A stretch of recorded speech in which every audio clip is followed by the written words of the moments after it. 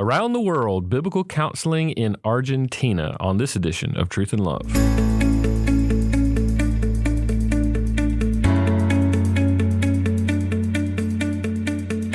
I'm Dale Johnson, and you're listening to Truth and Love, a podcast of the Association of Certified Biblical Counselors, where we seek to provide biblical solutions to the problems that people face. This week on the podcast, I have with me my dear friend, Eric Abersor. I'm so grateful for he and his work. We're going to be talking about Argentina today, but let me introduce you to our guest. Eric's been married to his wife, Danica, for 17 years. They have 5 boys between 6 and 14. They were sent out from Emmanuel Baptist Church in Mount Vernon, Washington in 2018 to serve in Cordoba, Argentina, where they have served with Reaching and Teaching International Ministries for the last 6 years. Eric serves as one of the pastors of Iglesia Biblica Bautista Crecer in Cordoba, and also as one of the professors of biblical counseling at Seminario Cary, where he also is the director of the ACBC Training Center there. Eric is certified with ACBC, is one of the first Spanish-speaking fellows with ACBC, and he, along with 2 other ACBC members, recently published a short introduction to biblical counseling in Spanish. He's currently working on his PhD at Midwestern Baptist Theological Seminary with me, and we could talk about your research, trauma, and everything to do with trauma, but we're not going to do that today. That's an interesting subject, but we'll save that for another time. Today, I want us to talk specifically about the work that's going on in Argentina. I'm really excited about that. And Eric, I'm so grateful that you're here with me to chat about that. So welcome.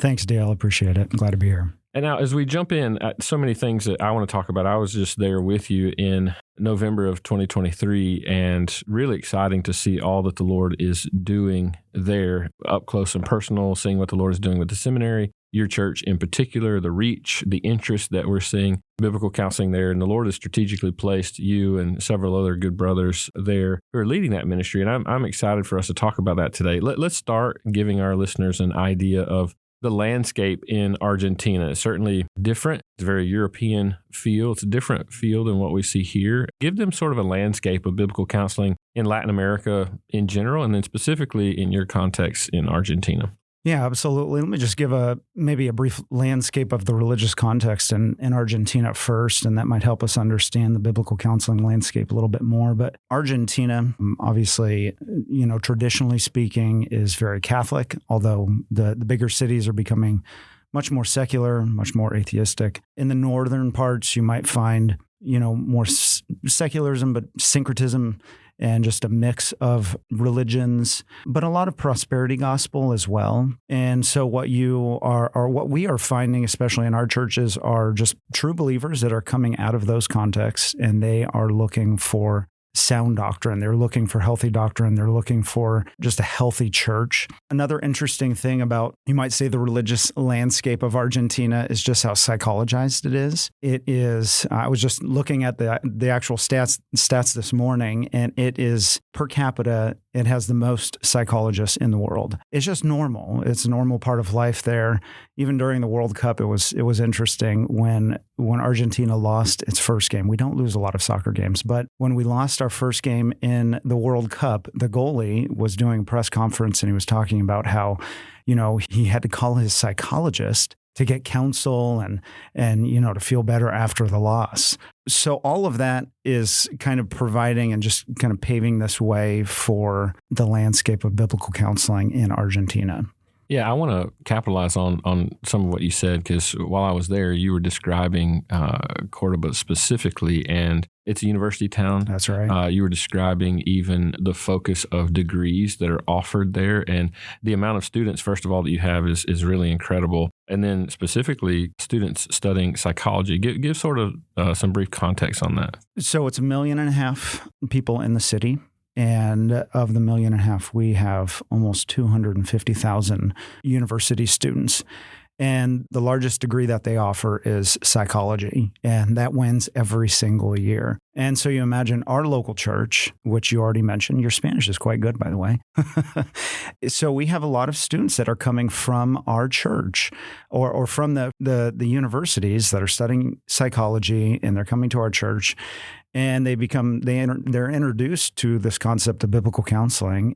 So that's a conversation that we're constantly having with these students. But yeah, there's a lot of people that are studying psychology there. Yeah, that's outstanding. And what you hear is the saturation in the culture of the way people think there is very, very psychologized. You can see it in several stats that Eric has already mentioned. But I would have reason to be encouraged, maybe not by those stats, but even as we're talking about an uphill cultural battle, there's encouragement. Even when I was there seeing, the amount of people who are interested, the length at which some people traveled to come to a conference on biblical counseling, the first really of its kind, at least in that area, and just really interesting to see. I wanted you to talk a little bit about how you've been encouraged by the things that you're seeing in Argentina, specifically at the seminary and then with the training center as well.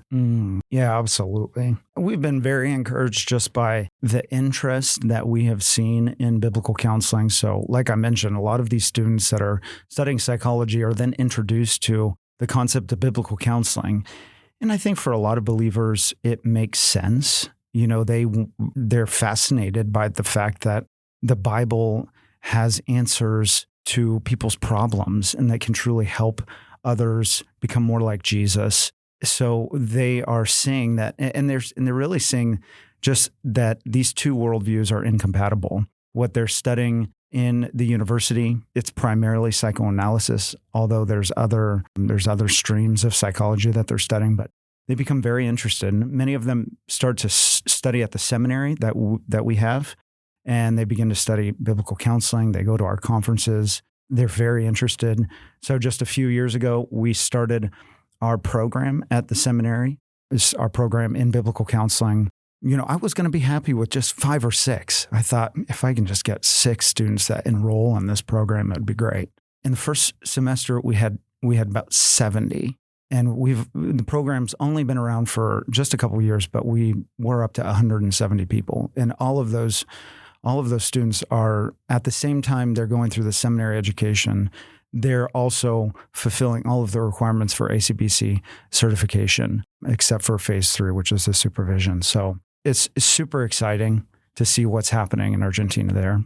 It sounds like you're going to be busy with a lot of phase 3 supervision. That's right. Is that what that means? That's right. I mean, that's really exciting. More supervisors. Yeah, we need, and I would say that is a call for those who speak Spanish. It would be a good idea to pursue a fellowship with us here at ACBC and help alleviate some of the backlog that we're going to have just based on the interest. We see what the Lord is doing, and it's wise for us to join in with what we see Him doing in places around the world. And if the Lord has given you those abilities, be a good way to serve the church. So yeah, and I might just mention one other thing. Is that all right? So we're not just in Argentina because our seminary is an online seminary, and we do on-campus classes, but we are in several different places all over the Spanish-speaking world. So we have far reach, places like Cuba, places like Spain, all over South America.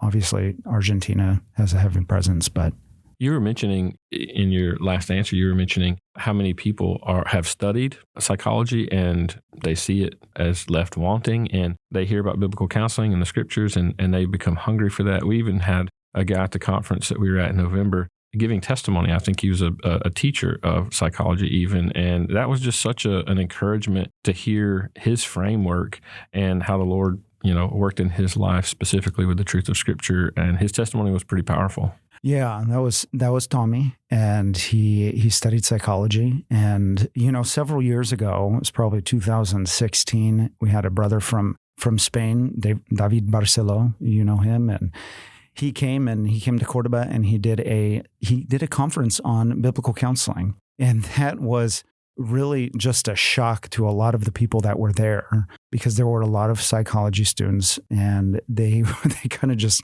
we have one sister there. Her name is Flavia. You met her, and she studied psychology, and she's now ACBC certified, but she always tells me about how she was just in that conference, and she kind of just had this feeling of like, oh, well, what am I going to do now?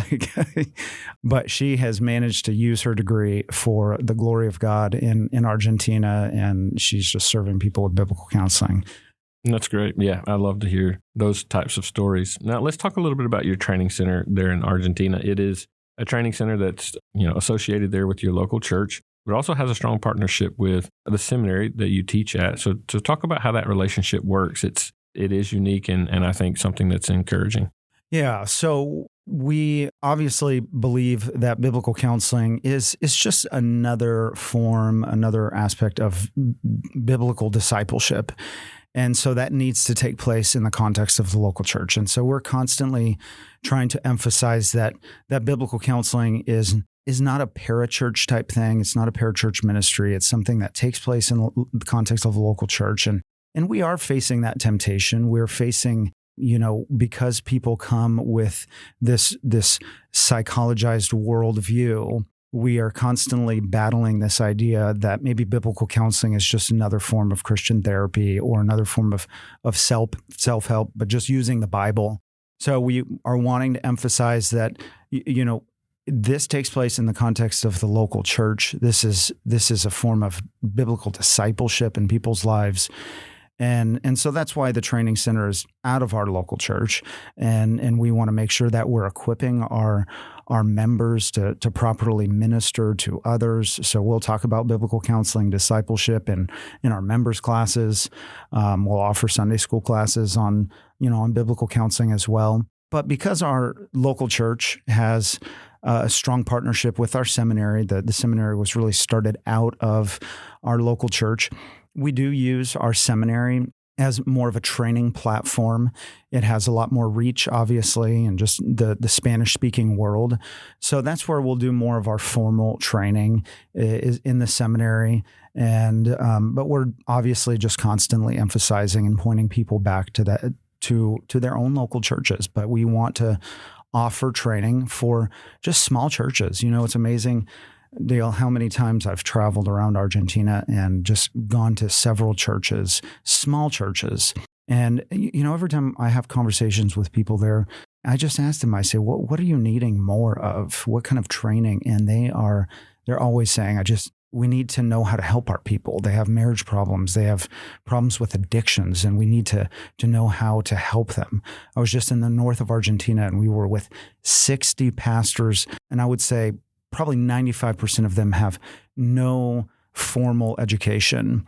And we taught on expository preaching. It was fabulous. But they said the next thing they want is more help on counseling.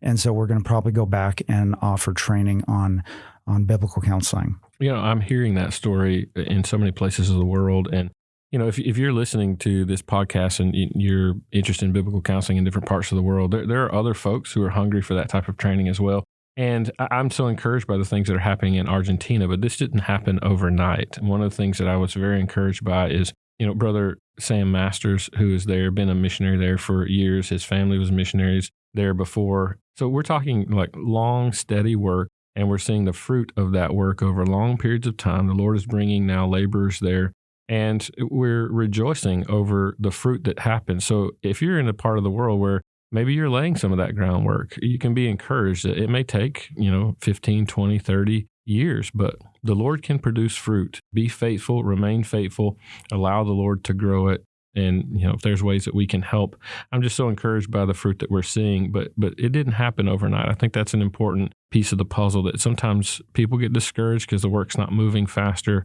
But yeah, we're seeing the fruit of labor over many, many, many years. Yeah, no, that's right on, Dale. Just we feel like we're working with Sam and just other brothers that have faithfully and diligently been ministering in Argentina, and now we're seeing so much of the fruit of that faithfulness. Yeah, it's amazing. It's amazing. Now, as we talk about training specifically, one of the things that I wanted to do in the Spanish-speaking culture is always make sure that we have standards that are high, but it's different in different parts of the world. So there's flexibility in how we think about training. Talk specifically about ACBC training, biblical counseling training in Argentina, and then maybe some of the relationships that you guys have with churches there. Yeah, so we have different ways. I mean, one of the ways that we're training people is we're just taking the training on the road. Some of that's maybe more official ACBC training, but some of it's more just kind of an intro to biblical counseling and just giving them an idea of what biblical counseling is, just that category, that framework. In our seminary context, we're offering phases 1 and 2 of ACBC training. So we're doing all the reading And that's all we're doing. Observation. We've recorded Spanish counseling videos for people to watch, and all the 30 hours. And that's all integrated into the seminary curriculum. So if they're going to major or have an emphasis in biblical counseling, then they're going to be completing all of the exam questions, all of the readings, all of the 30 hours of fundamentals. So that's all part of it. That's a little bit more high level, a little bit more demanding, because there are students that are going to be taking hermeneutics, intro to the New Testament, Old Testament. But we do have kind of a lower level training where it's just more maybe for people that know they don't want to do seminary training. It might be too much for them to do a three-year program. So we'll just offer the 30-hour training. And most of that's online. But every time we record things, it's always live and in person, and we're inviting people. So there's different forms in which different ways we're completing that. I'm so encouraged, Eric, by the work that's happening. Still a lot of work to be done, of course, but really grateful for the faithfulness that we're seeing there in your local church and in the seminary. Give my best to Dr. Sam Masters, Jason Wright, and the brothers and sisters there. So encouraged by the work that's happening. Thanks for sharing it with us. Absolutely.